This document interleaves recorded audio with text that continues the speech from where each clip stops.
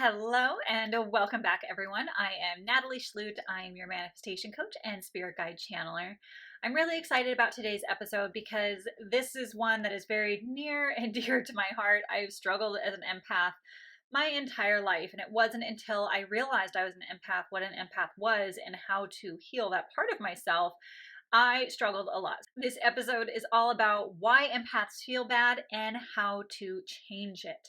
So, I have four really important points that we're going to be covering on what you need to do and what you need to be aware of in order to heal the suffering that you're experiencing as an empath.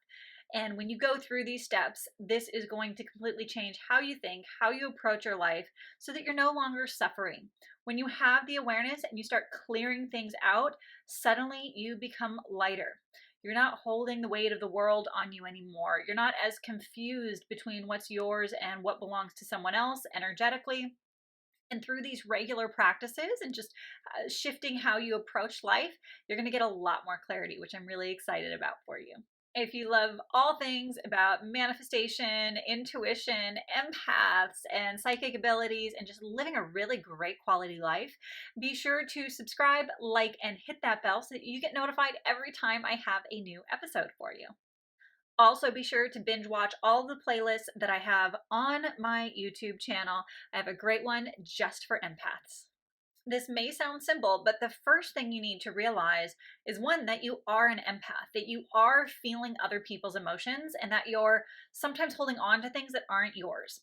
So, for example, when someone finally told me that I was an empath and I had this pattern of holding on to other people's emotions, it was like this light bulb that went off in my mind. I had completely forgotten that this was something that I had been doing for decades.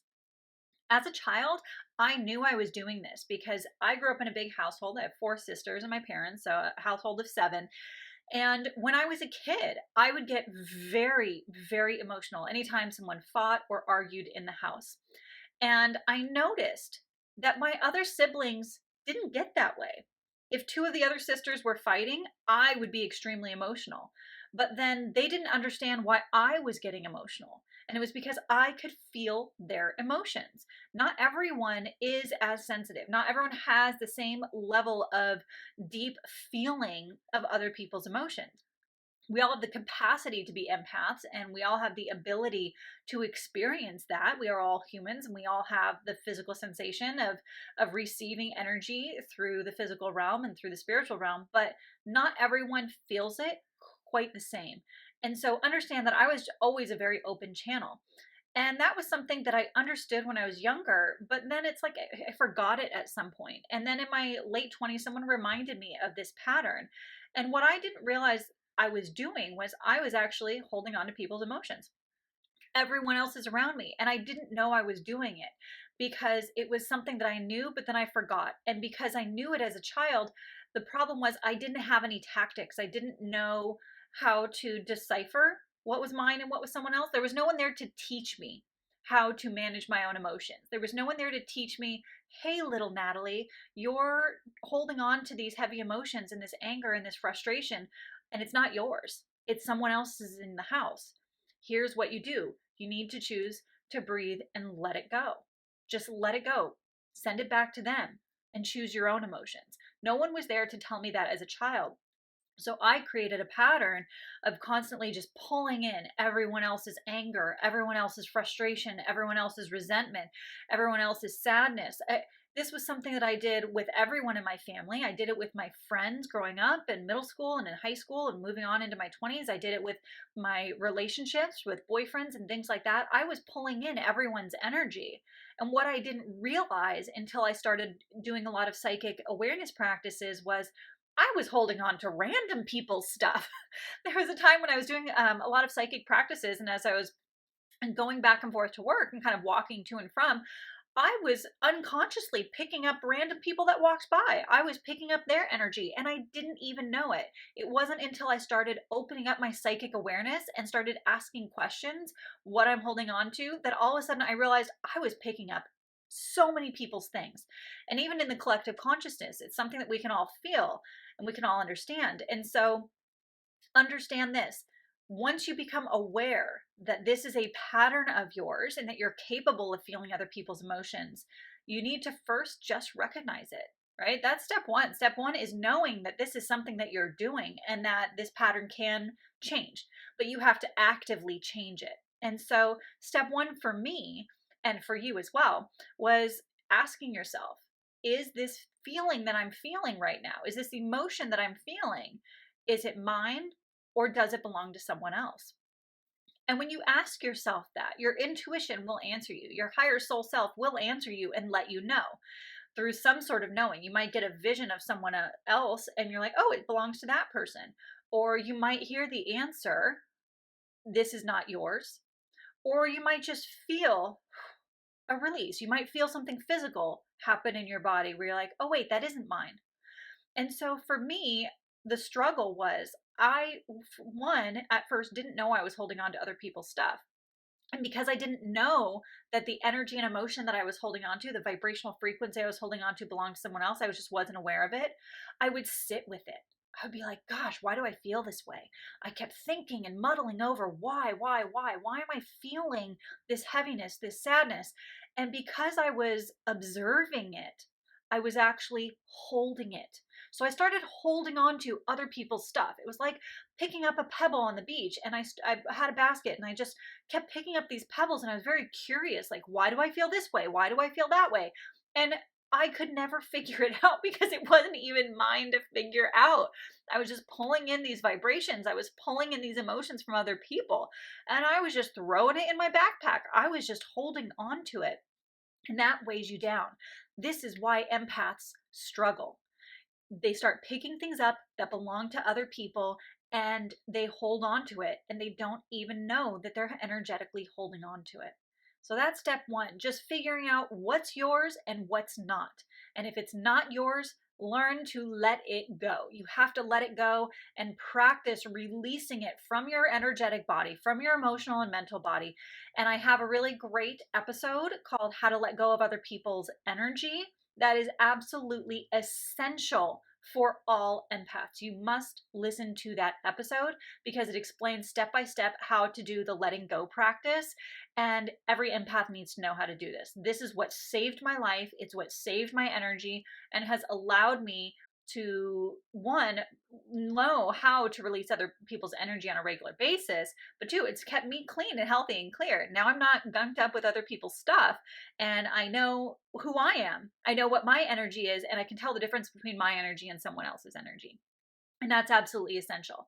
I also have a great free PDF download called the Empath Survival Guide that you can download in my free download library on my website. I'll be sure to put a link in the show notes below for that.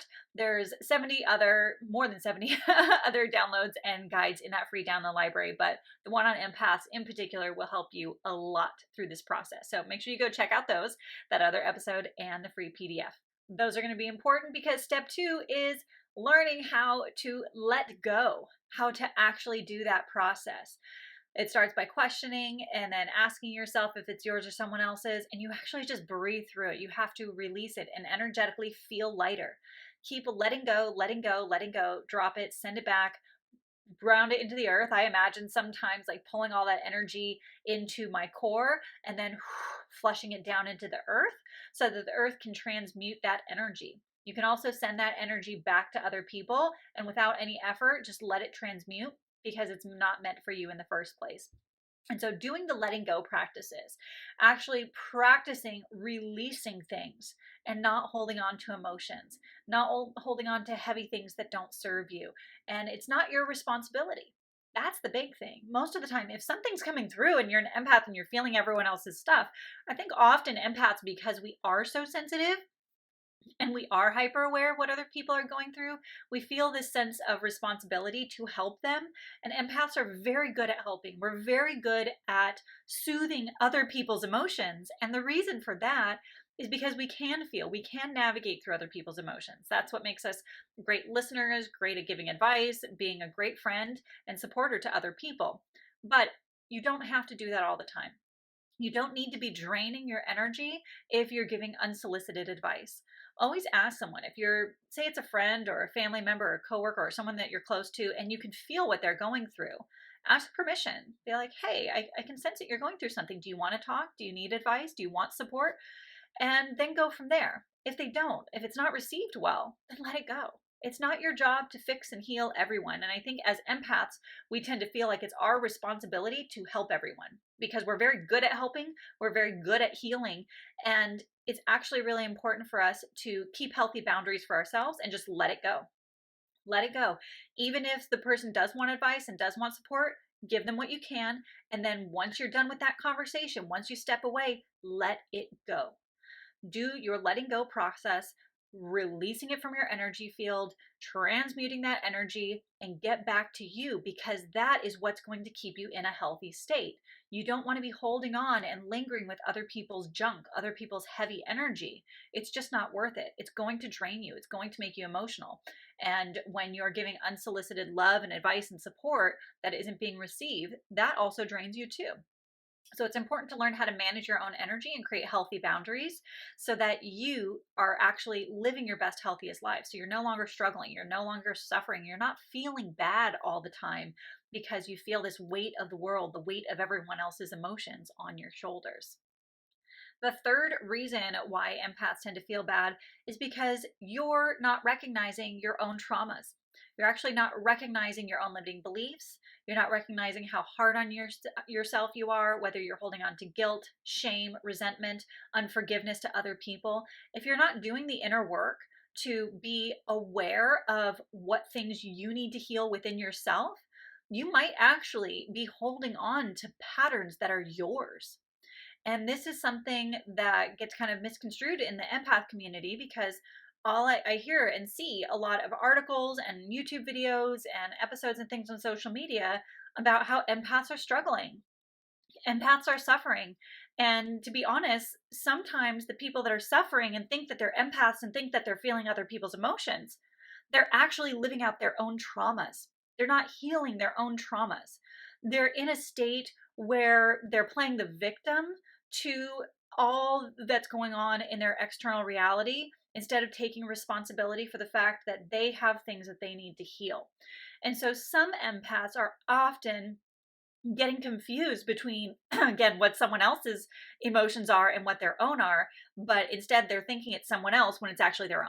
And so that's the flip side of it, right? We can think, oh my gosh, this is mine, what's going on, but it actually belongs to someone else, and vice versa. We can think it belongs to someone else, but it's actually our issue that's being triggered. So if you're constantly being triggered, if there are things in your reality, someone says something to you, you're hypersensitive, you take things personally, you feel like you're the victim to all these other emotions that are going on around you, you're feeling physical pain, there's probably some other things going on that you're not addressing. Physical, emotional pain can actually come from the physical body. So I highly recommend checking out Anthony William, medical medium. He does a lot of teaching on how food can affect your brain. It can affect anxiety. It can affect your mood and depression. It can affect neurological symptoms. So whether you're having chronic pain and things like that, and you think it's because you're an empath, it might actually be because you're overloaded with heavy metals, toxins, viral and bacterial load in your body. And that can actually be causing depression, anxiety. It can be causing chronic pain. It can be causing, a social anxiety. So getting your physical body really clean and clear is absolutely essential, because that might actually be the baseline reason why you're feeling uncomfortable. You might be hypersensitive and emotional because you have a lot of gunk in your body. And so then when you're receiving energy in a social environment, it's hitting your nervous system, and your nervous system is hyper reactive and you feel very uncomfortable. So it could be that there's a physical thing going on, but it can also be a mental emotional thing. You might feel a lot of insecurities. You might not completely love yourself entirely. And doing a lot of that self-love work is going to be really important in order for you to feel confident in a social environment, in order for you to not feel so many insecurities, in order for you to not feel this sluggishness, this depression, or this fear of what other people are thinking. So there's the mental part of what you need to heal, the emotional part of what you need to heal, and the physical part of what you need to heal as well. Start training yourself to notice when you're feeling anxiety, when you're feeling a little depressed, when you're feeling awkward, when you're feeling uncomfortable, when you feel like you're suffering. and start determining. Ask yourself, ask your intuition. Your intuition will always guide you. Your soul will guide you and help you on the path for healing your thoughts, your emotions, and your body. And so all of those things need to come into play, because the more healing you do, the more you will not feel so bad, right? The more you will not be struggling as an empath.